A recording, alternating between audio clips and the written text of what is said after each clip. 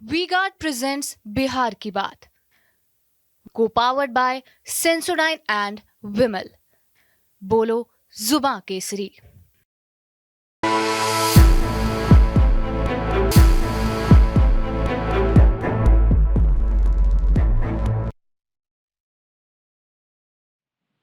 नमस्कार, बिहार की बात में आपका स्वागत है। मैं हूं पंकज कुमार। इस खास पेशकश में हम चर्चा करने जा रहे हैं कि आखिरकार कल जो मतदान हुआ, कल मुंगेर बहुत चर्चा में रहा, बेगूसराय बहुत चर्चा में रहा और वजह यह था कि मुंगेर से फॉर्मर प्रेसिडेंट राजीव रंजन सिंह उर्फ ललन सिंह चुनावी मैदान में थे और उनके विरोध में अशोक महतो की पत्नी। बेगूसराय में गिरिराज सिंह थे और उनके विरोध में अवधेश राय थे। लेकिन दरअसल समस्तीपुर में क्या हुआ? समस्तीपुर में जहां शांभवी चौधरी वर्सेस सनी हजारी लड़ाई चल रहा था, वहां क्या हुआ? किसका पलड़ा भारी है? और सबसे बड़ी बात, उजियारपुर की स्थिति क्या है?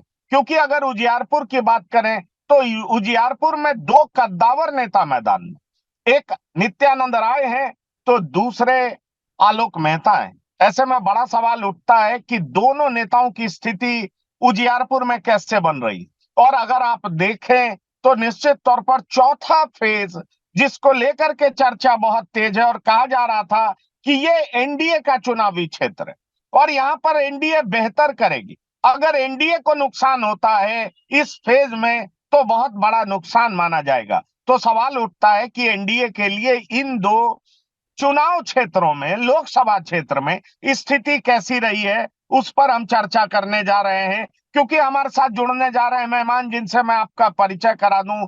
हमारे साथ जुड़ रहे हैं डॉक्टर संजय कुमार। डॉक्टर संजय जी राजनीतिक विश्लेषक हैं, आपका बहुत बहुत स्वागत है। हमारे साथ भोलानाथ जी हैं, वो जुड़ चुके हैं, वरिष्ठ पत्रकार हैं, आपका बहुत बहुत स्वागत है। और साथ ही साथ हमारे साथ जुड़ चुके हैं पीयूष पंत जी। जी हाँ, वरिष्ठ पत्रकार हैं, आपका भी बहुत स्वागत है। भोलानाथ जी, मैं आपके पास आना चाहूंगा। उजियारपुर की चर्चा बहुत जोरों पर, वहां अमित शाह पहुंचे थे और अमित शाह ने दावा किया था कि हम नित्यानंद राय को और भी बड़ा बनाएंगे। दरअसल ऐसा कह करके उजियारपुर के वोटर्स को आकर्षित करना चाह रहे थे, लेकिन उजियारपुर के वोटर्स ने किसकी ओर रुझान ज्यादा दिखाया है? आपके पास खबरें क्या है? क्योंकि वहां दोनों बड़े नेता हैं, आलोक मेहता भी बड़े नेता हैं और अगर आप कह लें नित्यानंद राय तो 2 बार से जीत ही रहे हैं केंद्र में। तो आखिर किसका पलड़ा भारी आपको दिखाई पड़ रहा है? देखिए पंकज जी, जो इस बार का जो लालू यादव ने जो कुशवाहा दांव खेला है, वो दांव कई जगहों पर काफी सफल रहा है इनका। और अगर आप उजियारपुर क्षेत्र लोकसभा क्षेत्र की बात करें तो वहां पर कुशवाहा समाज के वोटर बहुत ज्यादा हैं। यही पहले वहां पर अश्वमेघ देवी भी लड़ती थी जो कि कुशवाहा समाज से ही आती थी, और अब अभी जो आलोक मेहता है वो कुशवाहा समाज से हैं। तो लालू का या राजद का कह लें या महागठबंधन का जो बेस वोट है यादव और मुस्लिम का, उसमें डिवीजन तो बहुत कम हुआ है, लेकिन प्लस जो है कुशवाहा वोट जो है वो आलोक मेहता को थोक में मिला है, बहुतायत में मिला है, मतलब उसमें बहुत कम टूट हुआ है। उसी तरह से अगर आप देखें तो लालू का जो बेस वोट है यादव और मुस्लिम का, तो मुस्लिम तो वैसे माना जाता है कि महागठबंधन की तरफ उनका रुझान रहता है, लेकिन अगर यादवों की बात करें तो पिछले बार लोकसभा चुनाव में नित्यानंद राय जी 2,77,000 वोट से जीते थे। तो उस समय जो है यादव मतों में भारी बिखराव हुआ था। माना जा रहा था कि 50-60% यादव वोट जो हैं वो बटे थे और नित्यानंद के पक्ष में गए थे।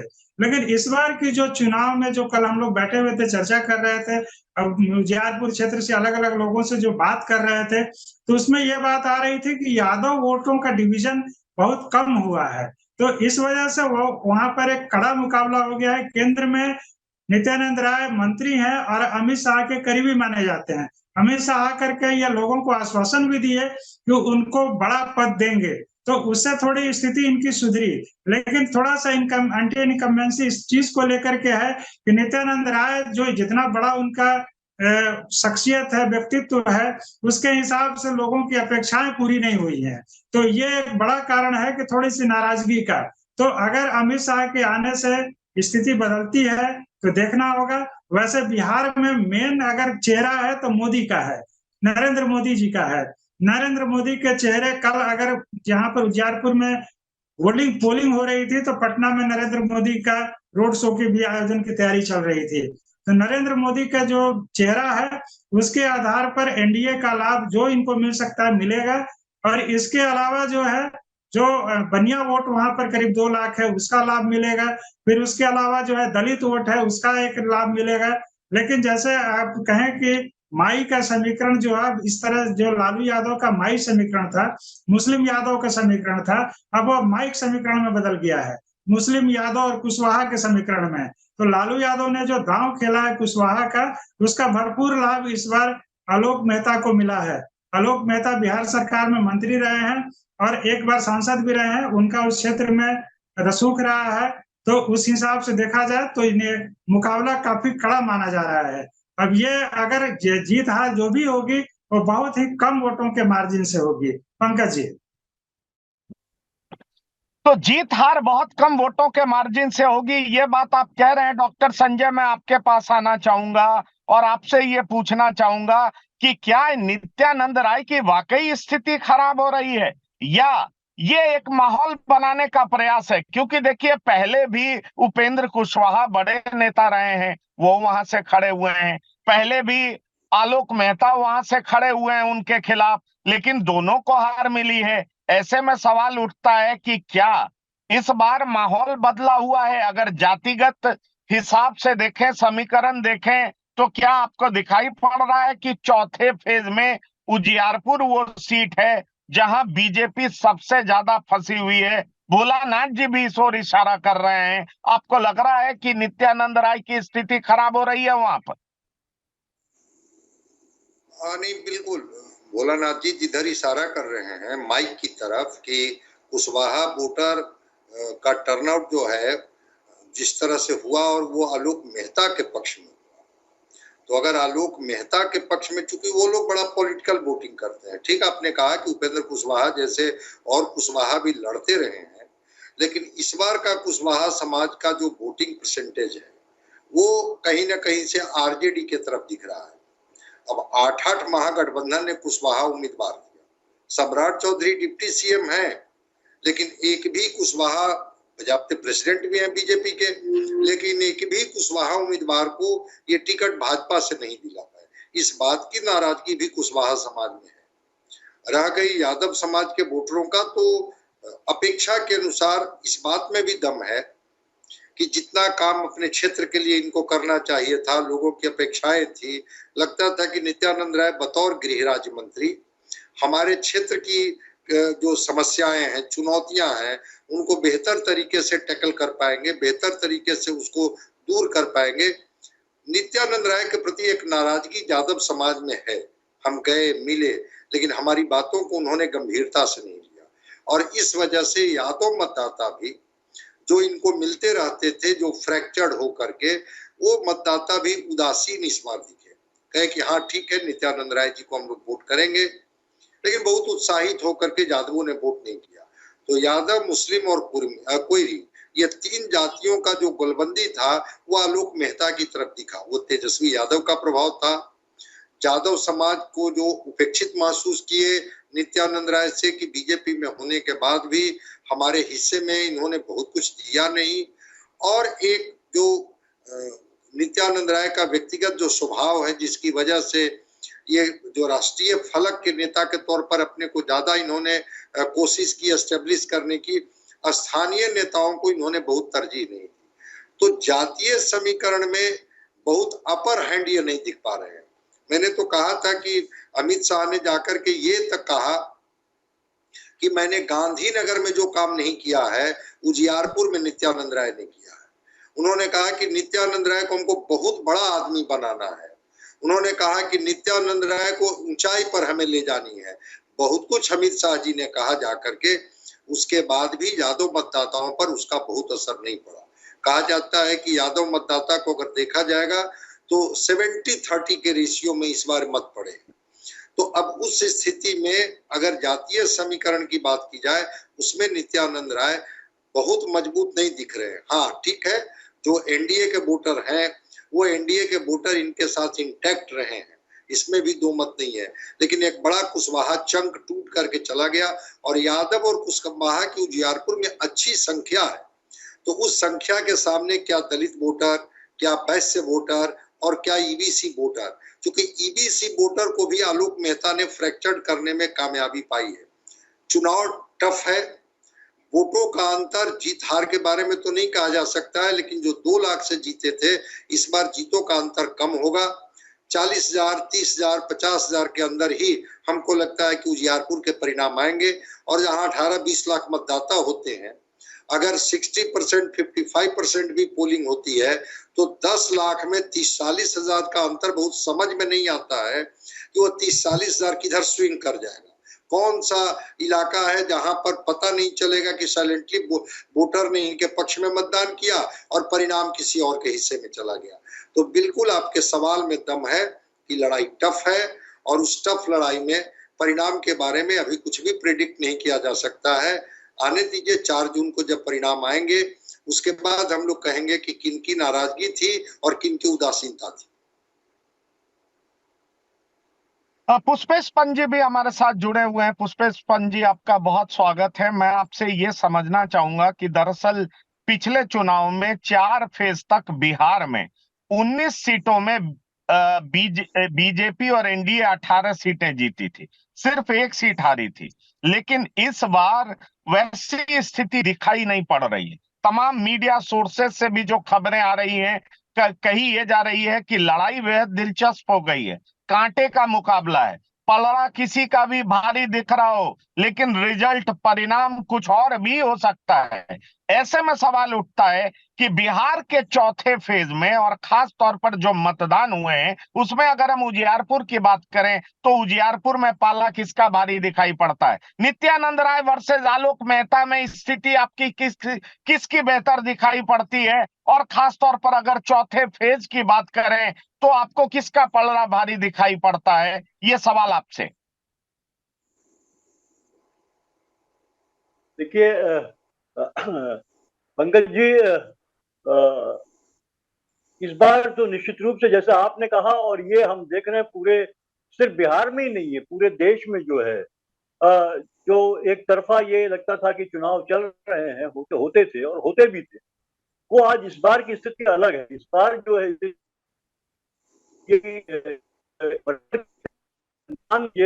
बराबर भी नहीं तो बहुत बहुत ही जो है कांटे की टक्कर जिसे कह सकते हैं हम, उसे बहुत सी ऐसी सीटें हैं जिनमें जो है कि लगातार जो है इंडिया गठबंधन जो है भारतीय जनता पार्टी को एक कड़ा मुकाबला देते हुए दिखाई दे रहा है। यही हाल बिहार में। देखिए, अगर बिहार में ये स्थिति नहीं होती, पहले 3 फेज में हमने देखा लगातार जो स्थिति बनी, उसी का परिणाम है कि प्रधानमंत्री नरेंद्र मोदी जी को पटना में आके रोड शो करना पड़ा। आप देखिए, कभी प्रधानमंत्री ने कोई रोड शो नहीं किया बिहार में। वो वहां पे सभाओं को उन्होंने संबोधित जरूर किया है, लेकिन पहली बार था कि प्रधानमंत्री, और जबकि पटना की सीट फिर भी बीजेपी के लिए एक आसान सीट मानी जाती है। हालांकि रविशंकर प्रसाद के खिलाफ इस बार एंटी इनकम्बेंसी रही, लोगों का गुस्सा था। वो भी मुझे लगता है कहीं उनकी सीट भी हाथ से जाने की संभावना दिख रही थी, इसलिए प्रधानमंत्री को वहां रोड शो करना पड़ा। जहां तक बात उजियारपुर की, देखिए उजियारपुर भी अछूता नहीं है।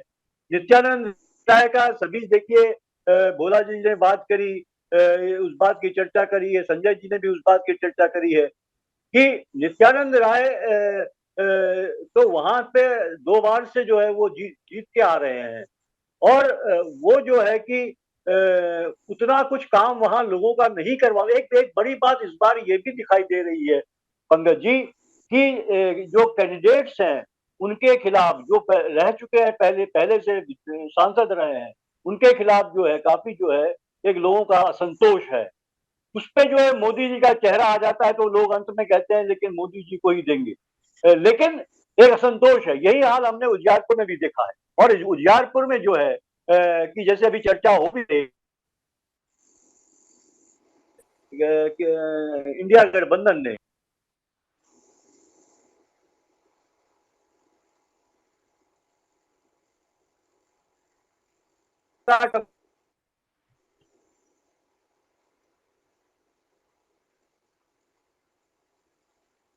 आपकी आवाज नहीं आ पा रही है, लग रहा है कुछ नेटवर्क इशू है, आपको सुन नहीं पा रहे हैं। हाँ, भोलानाथ जी, देखिए एक बड़ा चीज जो चुनाव में दिखाई पड़ रहा है, क्योंकि मैं भी जमीन पर घूम रहा हूं, और आप टोटल वोटिंग परसेंटेज भी देखें तो चौथे फेज में कहा यह जा रहा था कि अब चुनाव पिक कर रहा है, लोग हिस्सा ले रहे हैं, लेकिन पिछले चुनाव की तुलना में चौथे फेज में भी 2.5% कम मतदान हुआ है। कहीं ना कहीं यह महसूस किया जा रहा है कि इस बार चुनाव में करंट कम है। ये करंट कम तो है, वजह क्या है? क्या राष्ट्रीय मुद्दे हावी नहीं हो पा रहे हैं? ऐसा वजह क्या है कि करंट कम दिखाई पड़ रहा है, मतदान कम प्रतिशत में हो रहा है? किसको नुकसान होता हुआ दिखाई पड़ रहा है? आप बिहार में क्या देख रहे हैं, और खास तौर पर उजियारपुर के कॉन्टेक्स्ट में करें, समस्तीपुर के कॉन्टेक्स्ट में बात करें तो आपको क्या दिखाई पड़ रहा है? देखिए पंकज जी, जैसे जैसे चुनाव आगे बढ़ रहा है, आगे के चरणों की ओर बढ़ रहा है, तो जो विकास के मुद्दे जो उठते थे, जो काम होते थे, वो मुद्दे थोड़े शिथिल पड़ते जा रहे हैं, सेकेंडरी होते जा रहे हैं। हालांकि प्रधानमंत्री कल अपनी 3 सभाओं में इस बात का उल्लेख किया कि बिहार के लिए और देश के लिए उन्होंने किस तरह से काम किया। खास तौर से बिहार में जंगल राज, भ्रष्टाचार, लालू परिवार, इन सबों को लेकर के वो हमलावर काफी दिखे। लेकिन एक चीज हम कहेंगे कि इस चुनाव में जो भाजपा एनडीए पार्टी के आधार पर और विकास के आधार पर और दूसरे मुद्दों पर, राम मंदिर और देशभक्ति और पाकिस्तान और विदेशी मुद्दों पर जो लड़ना चाहती थी, उसको लालू यादव जातीय आधार पर फिर लाने में पूरी तरह से सफल दिख रहे हैं। पूरा चुनाव जो है बिहार में एक बार फिर जातीय प्लैंक पर लड़ा जा रहा है। तो जातीय प्लैंक पर जब भी लड़ा जाता है तो लालू यादव ने जो दांव खेला कि 8 कुशवाहा उम्मीदवारों को उतारा, तो कुशवाहा समाज जो है पॉलिटिकली काफी अवेयर समाज माना जाता है, काफी पॉलिटिकली अवेयर समाज माना जाता है। उसमें यह खास तौर से देखा गया है, चाहे वो विधानसभा का चुनाव हो या लोकसभा का चुनाव हो, अगर उनकी समाज का, उनकी जाति का कोई उम्मीदवार हो तो पार्टी बियॉन्ड जाकर के उसको वोट देते हैं और चुनते हैं। रही बात अगर आप कह रहे हैं कि वोट परसेंटेज कम होने का, तो थर्ड फेज में थोड़ा सा वोट परसेंटेज ठीक रहा था, 60 प्लस गया था। हालांकि फिर भी थोड़ा कम रहा, लेकिन एक संतोषजनक रहा था। बिहार में 60-61 से ज्यादा परसेंटेज पर चुनाव नहीं होता है। कल भी मौसम ठीक था तो यह अनुमान किया जा रहा था कि शायद चुनाव का परसेंटेज अब इस बार भी 60 से प्लस चला जाए, लेकिन एवरेज जो है 5 सीटों पर 58 पॉइंट समथिंग ही रहा, कम ही रहा।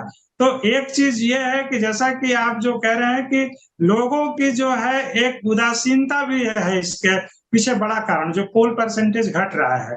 उदासीनता का कारण यह है कि लोगों की अपेक्षाएं पूरी नहीं हो पा रही हैं।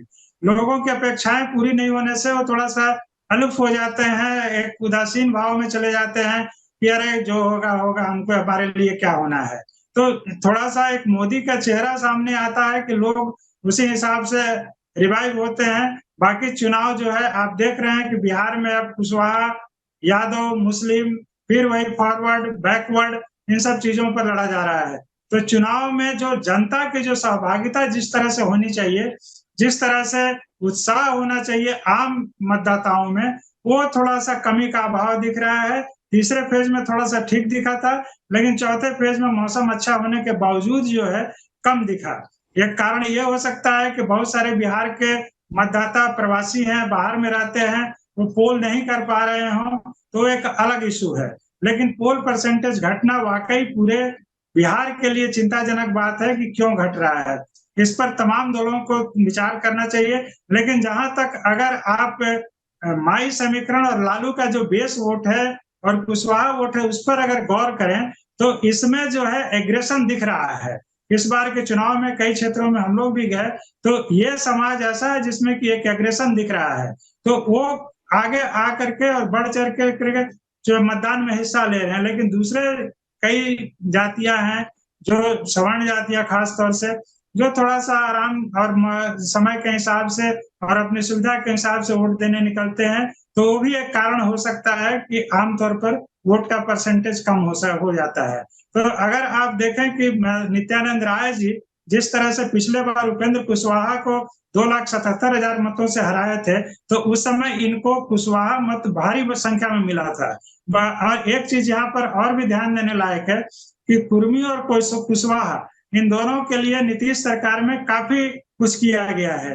कई जनप्रतिनिधि लोकसभा हो या विधानसभा हो उसमें भेजे गए हैं, खास तौर से विधानसभा में।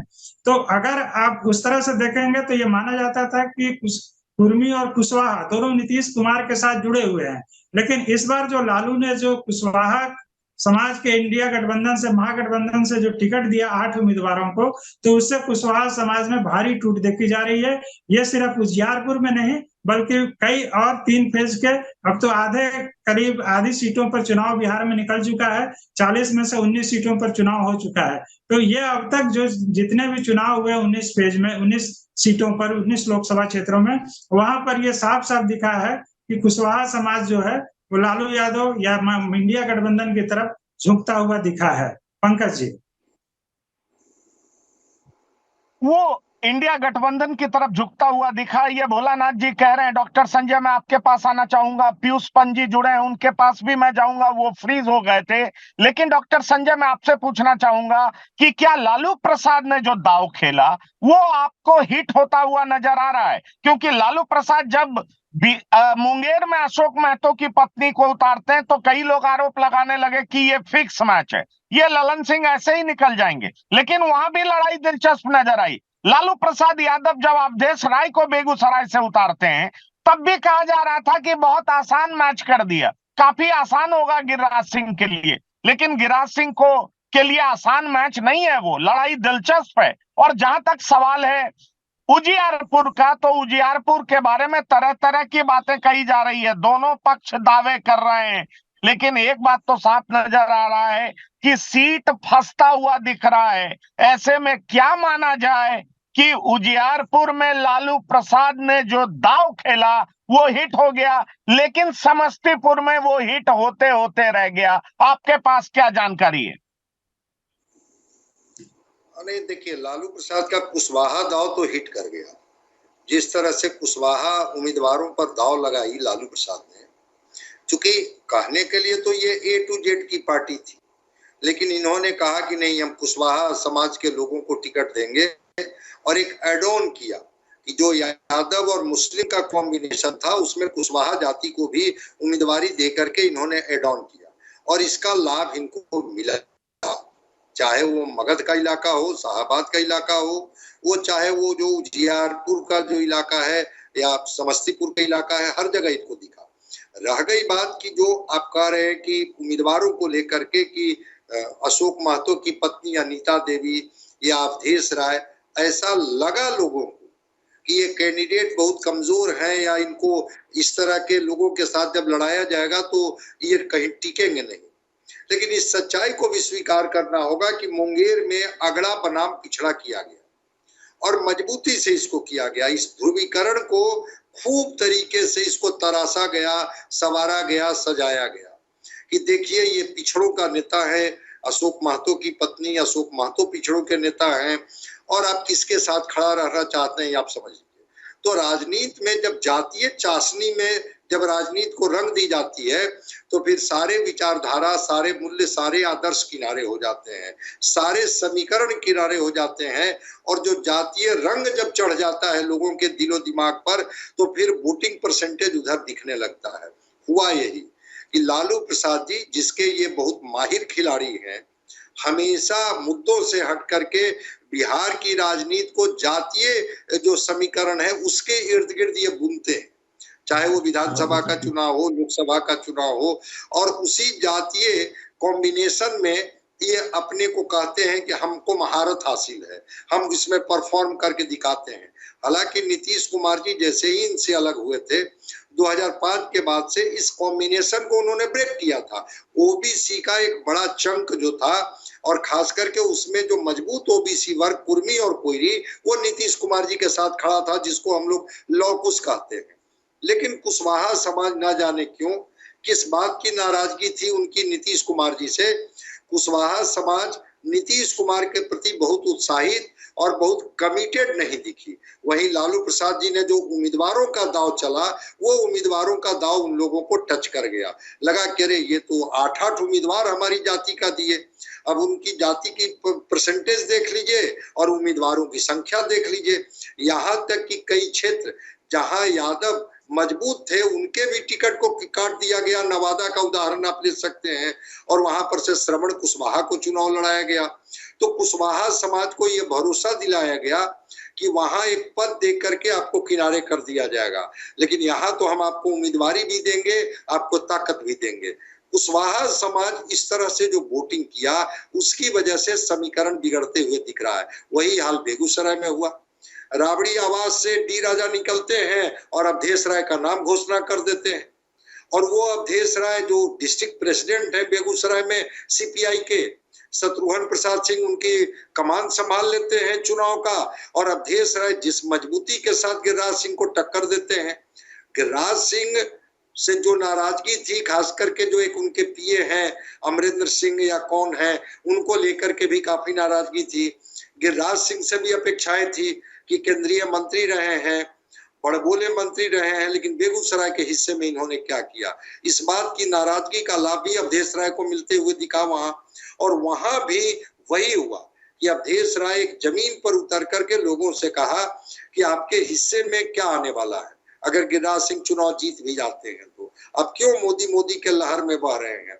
ये बात वहां के लोगों को भी अपील की, और अवधेश राय के पक्ष में भी एक मजबूत गोलबंदी हुई।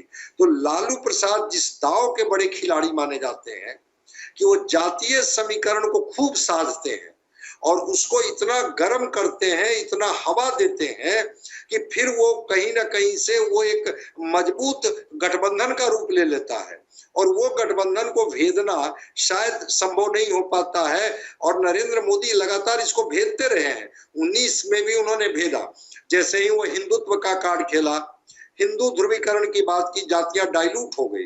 लेकिन इस बार शायद मोदी के प्रति भी या उम्मीदवार के प्रति कह लीजिए एक उदासीनता थी। मोदी तो कहीं ना कहीं टिके रहे। वो आपने बहुत महत्वपूर्ण बात कही, और इसीलिए मैं पीयूष पंत जी से यह सवाल करना चाहूंगा। दरअसल बीजेपी ने एक रणनीति के तहत चुनाव से ठीक एक दिन पहले, अगर बगल में चुनाव है तो एक दिन पहले प्रधानमंत्री का रोड शो कराया, क्योंकि बिहार में कहीं ना कहीं एनडीए को ऐसा महसूस हो रहा है कि 4 चरण के बाद एनडीए पिछले चुनाव की तुलना में इस बार कहीं ना कहीं पीछे जा रही। पिछले बार 19 सीटों में एनडीए सिर्फ एक आ रही थी, इस बार कुछ सीटों का नुकसान साफ तौर पर दिखाई दे रहा है। पूर्णिया पर कहा जा रहा है फंसा हुआ है, कटिहार फंसा हुआ है, किशनगंज फंसा हुआ है, इस बार अररिया भी फंसा हुआ है, क्योंकि यादव हिंदुत्व पर वोट ना देकर के इस बार यादव समाज जाति के बंधनों में बंध गया है। इस तरह की बातें वहां से निकल करके आ रही। अगर आप दूसरे फेज की भी बात करें तो दूसरे फेज की मैंने चर्चा की, पहले फेज में जो चुनाव हुआ उसकी भी मैं बात करूं। अगर कुल चारों फेज को मिला करके आप देखें तो कुछ सीटें साफ दिखाई पड़ रही हैं जहां मुकाबला बेहद कड़ा है, और ये तय माना जा रहा है कि पिछले चुनाव की तुलना में इस बार नुकसान होने जा रहा है। सवाल ये उठता है कि इस बात में आपको कितना दम दिखाई पड़ता है। 40 में से 19 सीटों पर चुनाव, पिछले बार सिर्फ बीजेपी एक सीट हारी थी, एनडीए एक सीट हारी थी। इस बार कहा जा रहा है कि कई सीटें एनडीए हार रही है क्योंकि करंट दिखाई नहीं पड़ता है। लोगों की बोलचाल को अगर आप सुनेंगे तो लोग कहेंगे करंट नहीं है, करंट दिख नहीं रहा है, मतदाताओं में उत्साह नहीं है। और मतदाताओं में अगर उत्साह है तो मोदी को देखने के लिए, प्रधानमंत्री मोदी को देखने आते हैं, 24 घंटे में वो उत्साह खत्म हो जाता है। और इसीलिए इस रणनीति को तय करने के लिए बीजेपी ने, अगर चौथे फेज में कहीं चुनाव है तो उस दिन या उससे एक दिन पहले अब बीजेपी ने तय किया है कि बगल वाली सीटों पर जहां चुनाव अगले फेज में है वहां प्रधानमंत्री का रोड शो करा दिया जाए। प्रधानमंत्री बनारस में रोड शो किए थे, लेकिन इस बार पटना में भी रोड शो किए हैं। सवाल ये उठता है कि ऐसा तो कभी किसी प्रधानमंत्री ने किया नहीं। अब स्थिति आप पीयूष पंत जी बिहार की राजनीति को लेकर के क्या देख रहे हैं चौथे फेज के चुनाव के बाद? देखिए, आपने बात सही कही पंकज जी, और ये बात मैंने भी आपसे कही कि ये पहली बार हुआ कि प्रधानमंत्री को रोड शो पटना में करना पड़ा। पटना जहां पे कि जो है कि जो एक बड़ी सुरक्षित सीट मानी जाती रही है भारतीय जनता पार्टी के लिए, तो ये साफ दिखाई दे रहा था कि कहीं न कहीं जो है भारतीय जनता पार्टी की और एनडीए की जो स्थिति है वो बिहार में भी कमजोर है। देश के अन्य हिस्सों में तो है ही, ये चल रही है, बिहार में भी जो है, जहां सिर्फ एक सीट उनको उनको छोड़ के बाकी सारी सीटें मिली थी, इस बार जो है देखिए, और जो उनके पार्टनर है जेडीयू भी बहुत ही कमजोर दिखाई दे रहा है इस बार बिहार में। और आपने पटना की रैली में नीतीश कुमार जी को अगर देखा होगा और उनकी बॉडी लैंग्वेज देखी होगी आपने, तो ये साफ दिखाई दे रहा है कि वो कहीं जो है अनमयस्क से थे वहां पे, वो थे उनके शरीर से थे लेकिन उनका मन वहां दिखाई नहीं दे रहा था।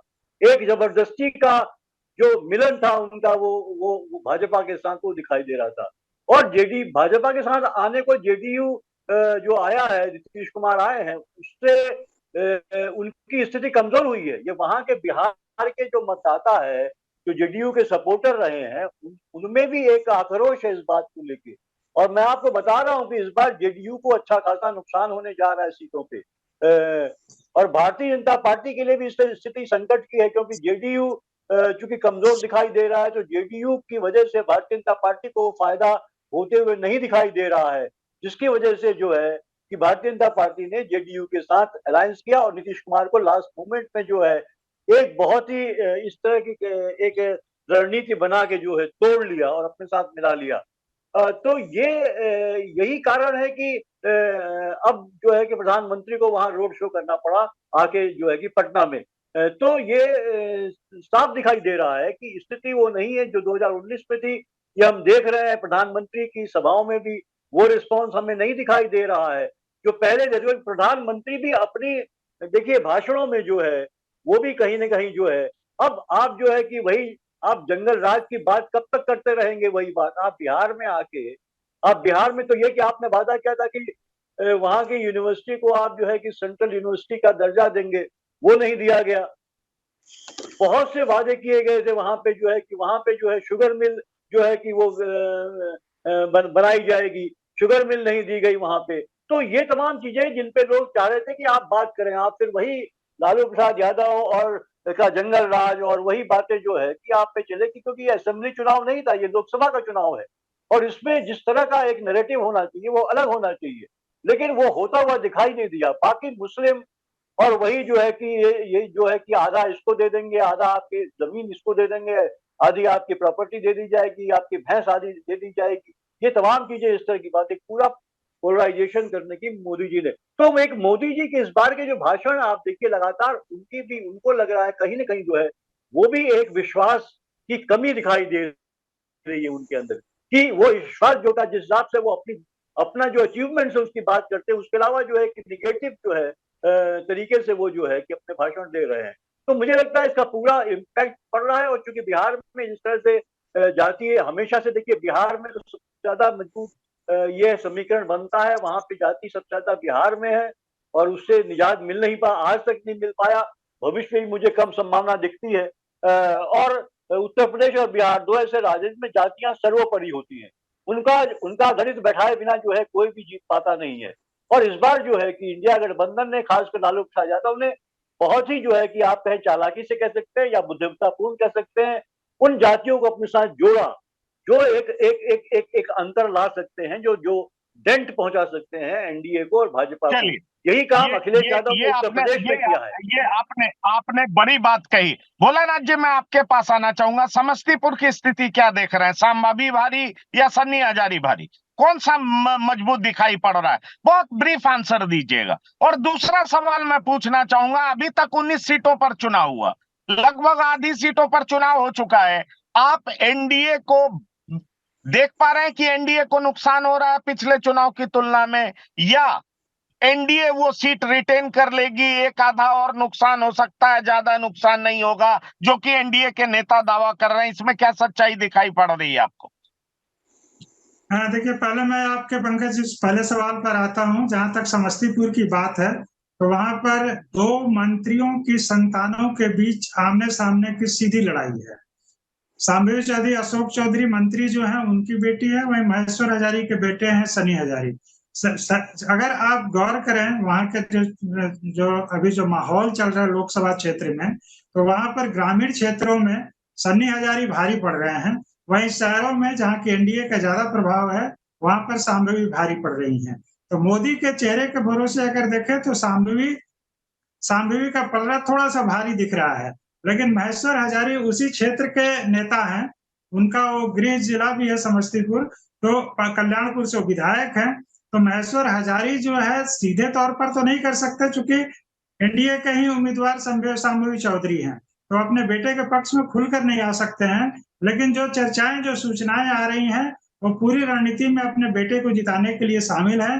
और उनको पता है कि किस पॉकेट में किस तरह के कितने वोट हैं, जो कि जिनको कि हम किसी तरह से अपने पक्ष में मोल्ड कर सकते हैं। तो इस तरह से सनी हजारी पर कांग्रेस के साथ ही लालू का बेस वोट और महेश्वर हजारी का जो राजनीतिक अनुभव है उस क्षेत्र का, वो भी है। दूसरा कि वहाँ पर चिराग पासवान जो हैं, वो चिराग पासवान के बड़े नेता हैं बिहार में, तो अगर वो वोटों में कितना डेंट डालते हैं वो देखना होगा, क्योंकि महेश्वर हजारी भी उसी समुदाय से आते हैं, उसी समाज से आते हैं। और चिराग पासवान ये आरोप भी लगा चुके हैं कि उनके पिता को परेशान करने में और उनकी पार्टी को तोड़ने में महेश्वर हजारी की बड़ी भूमिका रही थी। तो महेश्वर हजारी उस लिहाज से चिराग पासवान को देखें तो एक वो बड़ा हमला कर रहे हैं। लेकिन कुल मिलाकर के आप देखिए तो समस्तीपुर में मुकाबला जो है वो दोनों के बीच में है और बड़ा कहना अभी मुश्किल है कि किसका पलड़ा भारी रहेगा, किसका जीत मिलेगी। लेकिन दोनों मंत्री संतान अपने लिए पूरा दमखम से प्रचार कर रहे हैं। जहां तक आपका दूसरा सवाल है कि कितना 19 में से कितनी सीटों पर आप एनडीए को देते हैं या एनडीए लूज कर रही है। पिछले बार के लोकसभा चुनाव में 40 में से जो एक सीट एनडीए लूज की थी वो किशनगंज सीट थी। तो किशनगंज सीट इस बार भी अगर आप देखें तो किशनगंज सीट पर चुनाव हो चुका है और वहां पर जो परिणाम है वो बहुत एनडीए के पक्ष में आता हुआ नहीं दिख रहा है। इसी तरह से कुछ और भी सीटें हैं जहाँ के जैसे मतलब जहाँ के अभी सीधे-सीधे नाम लेना ठीक नहीं होगा, लेकिन कई सीटें ऐसी हैं, कम से कम 3-4 सीटें ऐसी हैं जहाँ पर कि परिणाम जो है कुछ भी हो सकता है। लड़ाई बहुत ही कड़ा है और अभी कहना कुछ भी बहुत मुहाल है कि जितना आसानी से पिछले लोकसभा चुनाव में एनडीए चुनाव जीत गया था, उतना आसान इस बार की लड़ाई नहीं रही है। इस बार की लड़ाई चूँकि एक तरह से पूरा जातीय प्लैंक पर उतर आया है, इस तरह जैसे-जैसे फेज वाइज आगे बढ़ रहा है, तो इसलिए अभी ये कहना बड़ा मुश्किल है कि कितना सीट 19 में से एनडीए हासिल करेगा, लेकिन कुछ सीटों का नुकसान अवश्य होगा।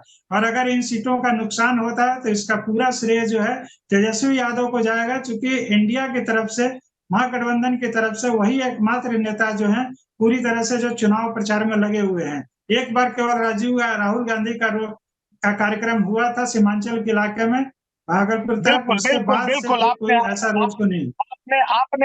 आपने जवाब दे दिया। डॉक्टर संजय कुमार, सीधा सवाल, शांभवी या सनी हजारी? और अभी तक 19 सीटों में आप बीजेपी को कितना देते हैं, एनडीए को कितना देते हैं और महागठबंधन को कितना देते हैं? टू द पॉइंट जवाब दीजिएगा, आपसे निवेदन है। देखिए, शांभवी और सनी दोनों के अपने अपने समीकरण हैं। सनी के साथ यादव और कुशवाहा मतदाता हैं जिनकी संख्या समस्तीपुर में काफी अधिक है। शांभवी के साथ जो अगड़ी जाति के मतदाता हैं और वैश्य मतदाता हैं और दलित मतदाता हैं। देखिए, पासवान मतदाता के बारे में भी कहा जाता है कि चिराग पासवान का पासवान मतदाताओं पर प्रभाव है। सनी ये हजारी, चूंकि वो महेश्वर हजारी के पुत्र होने के बाद भी सुनते हैं कि पासवान मतदाताओं ने भी अपनी निष्ठा शांभवी के प्रति दिखाई है।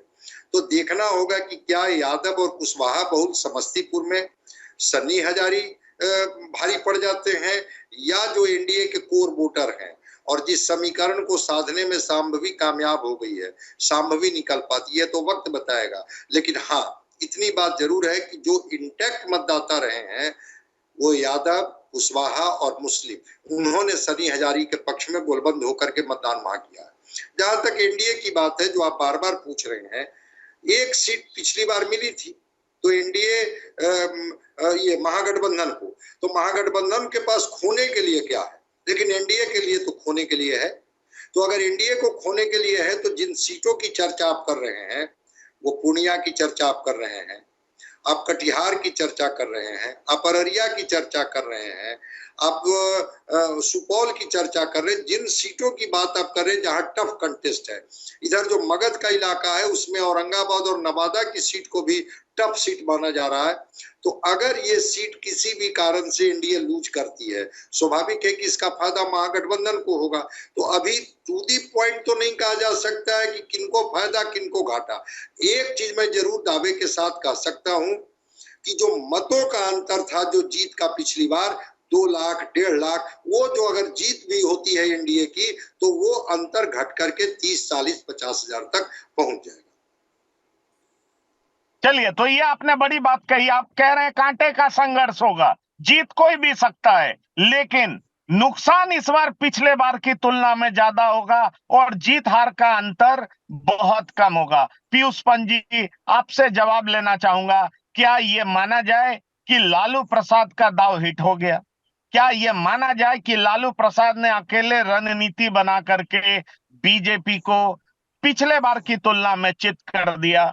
नीतीश कुमार बीजेपी के पाले में आ भी गए, वो नैरेटिव इंडिया का टूट भी गया, लेकिन उसके बावजूद बीजेपी पिछले बार की तरह फायदा उठाने की स्थिति में नहीं है। ब्रीफ आंसर दीजिएगा, मेरा सवाल बस यही है। और एक सवाल ये भी है कि संभवी और सनी में किसको आगे देखना है? देखिए पंकज जी, निश्चित रूप से लालू प्रसाद ने जो एक रणनीति चली है उसने ये तो नहीं कह सकते कि भारतीय जनता पार्टी को या एनडीए को धूल चटा दी है, लेकिन उनके लिए उनको एक लड़ाई में ले एक कॉन्टेस्ट में ले आए हैं। जो एक तरफा चुनाव होता रहा है और पिछले बार भी हमने देखा कि पूरी 40 में से 39 सीट उनके पास थी, एनडीए के पास थी। लेकिन इस बार जो है, जबकि देखिए जो जाति जनगणना की बात करते नीतीश कुमार ने जब इंडिया गठबंधन की शुरुआत करी थी, तब तो ये था कि इंडिया गठबंधन जो चित कर देगा बिल्कुल। लेकिन इसीलिए ये इसकी आशंका से ही जो है भारतीय जनता पार्टी ने तुरंत जो है कदम उठाते हुए नीतीश कुमार को अपने पाले में खींच लिया और ये लगा कि अब तो सारा मामला फेल हो जाएगा, कुछ नहीं, अब तो गया, अब तो फिर एनडीए जो है एक तरफा जीत लेके जाएगी इस बार भी। लेकिन वहीं लालू प्रसाद यादव ने बहुत ही जो है, मैं कहूंगा कि एक मजे हुए जो है एक राजनेता की तरह, जो बिहार की राजनीति को अच्छी तरीके से समझते हैं और यहाँ की जो जाति का जो एक पूरा ढांचा है उसको समझते हैं। और उसमें देखिए यादवों के at the sacrifice of Yadav, अपनी कम्युनिटी को उन्होंने जो है यहाँ पे कुशवाहाओं को जो है, कुशवाहा जो कैंडिडेट ज्यादा खड़ा करके ये एक बहुत बड़ी चाल चली है, जिससे कम से कम भारतीय जनता पार्टी को आज इतना करना पड़ा कि प्रधानमंत्री जी को भी जो है रोड शो के लिए उतारना पड़ा है। और नैरेटिव, वो धर्म का नैरेटिव कहीं चल ही नहीं पा रहा पूरी तरीके से, इस तरह से हावी करने यहाँ पे है तो जातिगत जो है समीकरण आपने जवाब दे दिया पीयूष पंत जी। चूंकि अब समय की सीमा को हम लोग पार कर चुके हैं, तो एक बात बहुत साफ तौर पर कहा जा सकता है कि उजियारपुर में लड़ाई बहुत दिलचस्प है, कोई भी जीत सकता है, लेकिन मार्जिन बहुत कम होगा। जहां तक समस्तीपुर का सवाल है, तो शांभवी को एज दिख रहा है, लेकिन ग्रामीण क्षेत्र के मतदाताओं ने पसंद सनी हजारी को किया है, पर इसमें कितनी सच्चाई है, जमीनी हकीकत क्या है? और जहां तक अभी तक 19 सीटों का सवाल है, तो 19 सीटों पर जो एनडीए की स्थिति पिछले चुनाव में थी, वो स्थिति नहीं है। एनडीए को नुकसान होता दिख रहा है, यह साफ तौर पर कहा जा सकता है। आप सभी मेहमानों से बातचीत करके मैं इसी कंक्लूजन पर पहुंचा हूं। तो बिहार की बात में इतना ही। ताजा तरीन खबरों के लिए आप लगातार देखते रहिए TV9 बिहार झारखंड। भोलानाथ जी आपका, पीयूष पंत जी आपका और डॉक्टर संजय आपका। तो बिहार की बात में आप तीनों मेहमानों का शामिल होने के लिए बहुत बहुत धन्यवाद और शुक्रिया। तो बिहार की बात में इतना ही। ताजा तरीन खबरों के लिए लगातार देखते रहिए TV9 बिहार झारखंड। धन्यवाद, नमस्कार। वी गार्ड प्रेजेंट्स बिहार की बात। Co-powered by Sensodyne and Vimal. बोलो जुबां केसरी।